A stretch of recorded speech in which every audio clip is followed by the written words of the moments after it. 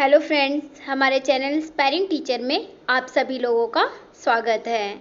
आज हम पढ़ेंगे CTET EVS NCERT notes 5th class के 14 और 15 लेसन के नोट्स।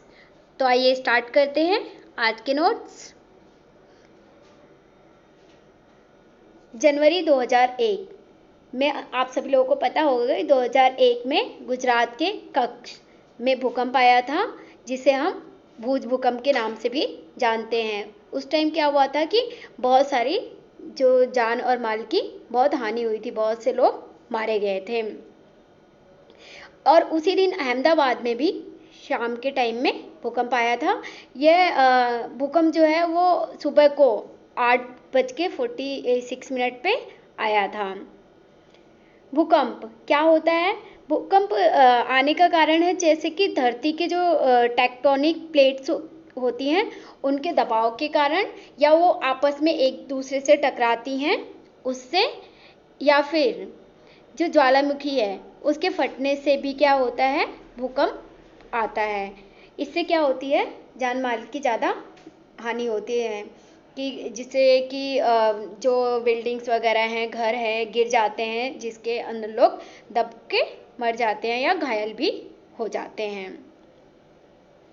जसमा के गांव में बाहर से आए इंजीनियर, डॉक्टर, नेता, पुलिस, सेना के जवान तथा कई सरकारी और गैर सरकारी संस्थाओं ने मदद की। जसमा के गांव में भूकंप आया हुआ था, जिससे कि अधिकतर हम देखते हैं कि जब भी कोई भी आपदाएं आती हैं उसमें क्या होता है कि उसको देखने के लिए से कि वहाँ पे इलाज करने के लिए डॉक्टर, नेता लोग आते हैं, पुलिस, सेना, ये सारी चीज़ें जो सरकारी गैर सरकारी संस्थाएं होती हैं वो लोगों की मदद करती हैं। तो जसमा के गांव में भी ऐसा हुआ था। वहाँ के जो इंजीनियर्स आए थे उन्होंने भूकंप के कारण उन्होंने ये बताया कि ऐसे मकान बनाने चाहिए जो क्या हो भूकंप विरोधी हो, कि अगर भूकंप आता है तो उससे वो हमारी सहायता कर सकें।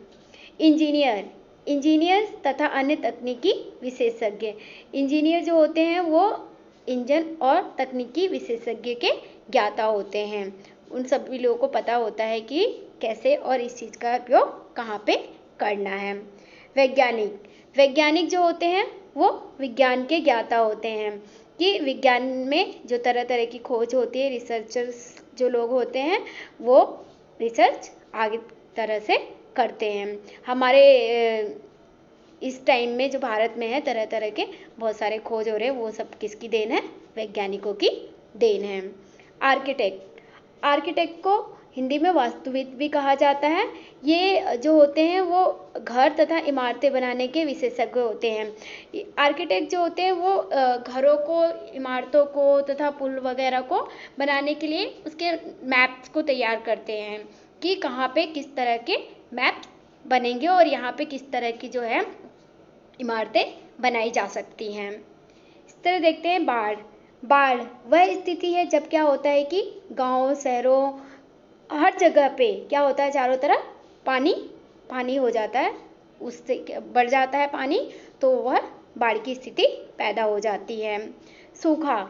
सूखा है जब बारिश कम होती है तथा होती ही नहीं है, उस स्थिति में क्या होता है, सूखा हो जाता है। किसानों की जो फसल है वो नष्ट हो जाती है, क्योंकि बारिश नहीं होता है, जिसके कारण उनके जो फसल है वो ग्रो नहीं कर पाती है और सूखे की स्थिति पैदा हो जाती है।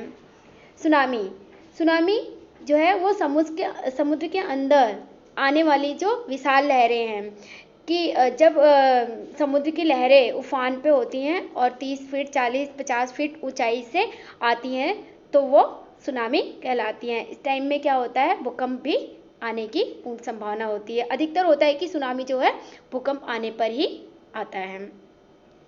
भूकंप के समय हमें क्या करना चाहिए? जैसे कि कोई मजबूत चीज़ हो उसमें छिप जाने से भी हमें सहायता होती है।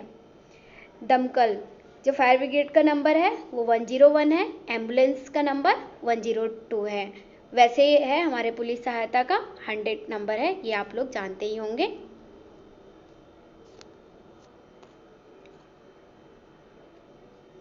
भूकंप का मापन, भूकंप मापी यंत्र जिसे हम क्या कहते हैं, सिस्मोग्राफ कहते हैं, उससे मापा जाता है कि भूकंप को, जैसे कि वायु दाब मापी, हवा को नापने के लिए यंत्र होता है, उसी तरह भूकंप को मापने के लिए भी सिस्मोग्राफ है, उसकी सहायता से हम भूकंप की तीव्रता को मापते हैं।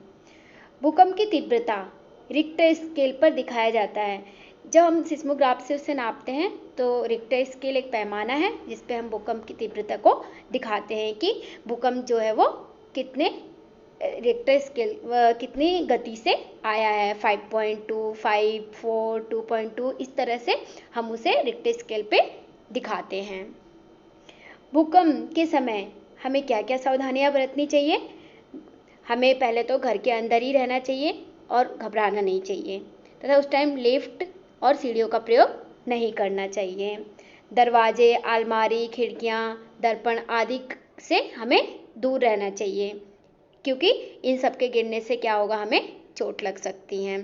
तथा ज़्यादातर क्या होता है कि भूकंप में हमें अपने सिर को, क्योंकि सिर जो होता है वो नाजुक हिस्सा होता है, इसलिए हमें सिर को तकिए या किसी टेबल के नीचे ढक लेने चाहिए, जिससे क्या है, हमारा सिर जो वो इंजर्ड होने से बच सकेगा। अगर आप बाहर मैदान में हैं तो हमें लेट जाना चाहिए क्योंकि भूकंप के समय अगर हम खड़े रहते हैं तो हमारे जो बोन्स होते हैं वो डिसबैलेंस होते हैं, इससे हमारे अपंग होने की स्थिति हो सकती है, इसलिए हमें लेट जाना चाहिए। पेड़ पौधे, इमारतें, विद्युत लाइनें से भी दूर होने चाहिए। उस समय भी पेड़ पौधे गिर जाते हैं, इमारतें भी गिरती हैं तथा दूर दूर जो विद्युत लाइनें होती हैं उसमें करंट आने की स्थिति होती है, इसलिए उन सब से हमें दूर खड़े रहना चाहिए। लकड़हारे तथा बलिष्ठतें वाली कहानी हमने सुनी है कि फूंक मारने का, कि फूंका जाए जिससे, इसमें लकड़हारा एक होता है और बलिष्ठते होते हैं, जो एक काल्पनिक वो लिया गया है, पात्र लिया गया है। वो कहानी उन्होंने डॉक्टर जाकिर हुसैन उन्होंने लिखा है, जो हमारे देश के पूर्व राष्ट्रपति थे। ये राष्ट्रपति हमारे 3rd नंबर के राष्ट्रपति थे, उन्होंने इस कहानी को लिखा है। हमारे मुंह से निकलने वाली गर्म हवा, जो हवा है वो गर्म भी हो सकती है और ठंडी भी हो सकती है। यह हमारे बाहरी वातावरण पर निर्भर करता है कि जैसा हमारा बाहर का वातावरण होगा उसी तरह हवा जो है वो गर्म और ठंडे दोनों में किसी चीज़ में भी कन्वर्ट हो सकती है। स्टेथोस्कोप हार्ट बीट को सुनने के लिए प्रयोग किया जाता है। इसका प्रयोग डॉक्टर जो है वो हार्ट बीट हमारी कितने उससे चल रही है, तेज है या लो है, इसको सुनने के लिए वो प्रयोग करते हैं। सांस गर्म होती है। हम देखते हैं अक्सर कि कभी कभी क्या होता है, शीशे पे हल्की हल्की जो होती है धुंधलापन होता है, वह हमारे जो है गर्म सांस जब हम छोड़ते हैं तो उसके साथ क्या होता है, सांस के साथ भाप के साथ ठंड पानी की कुछ बूंदें आ जाती हैं, वो जो है शीशे के को धुंधला कर देती हैं जो नमी के कारण से। हाथ को मुंह से दूर रखकर फूंक मारने से वह गर्म नहीं लगती है क्योंकि यह आसपास की हवा में मिल जाती है। जब हम फूंक मारते हैं तो हमने देखा है कि वो बाहरी वातावरण पर निर्भर करती है, इसलिए जैसे ही हम फूंक मारते हैं वो आसपास की हवा में मिल जाती है और वह गर्म नहीं लगती है।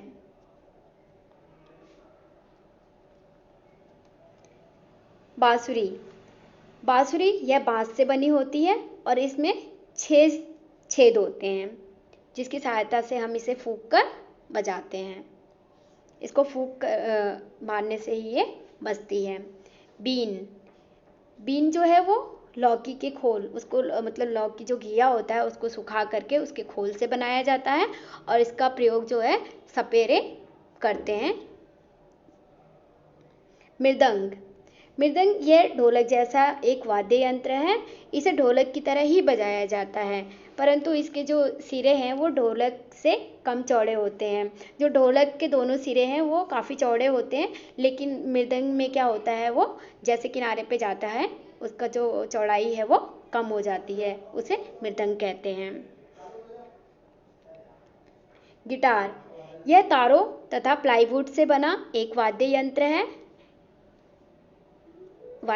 इसमें तारों को छेड़ करके इसे बजाया जाता है कि हम तारों को इधर उधर करते हैं तो इसमें से ध्वनि उत्पन्न होती है, उससे इसको बजाया जाता है। बांसुरी, बीन, शहनाई, एगपाइपर आदि को फूंक मारकर बजाने से सुहानी आवाज़ आती है। इन सभी जितने भी ये वाद्य यंत्र हैं, इन सबको हम बजाने के लिए क्या करते हैं, हम फूंक मारते हैं, और जब हम फूंक मारते हैं तो इसमें जो आवाज़ है वो बहुत सुहानी आती है। तो ये था आज के हमारे नोट्स। उम्मीद करती हूँ कि आप सभी लोगों को ये नोट्स अच्छे से समझ आएंगे।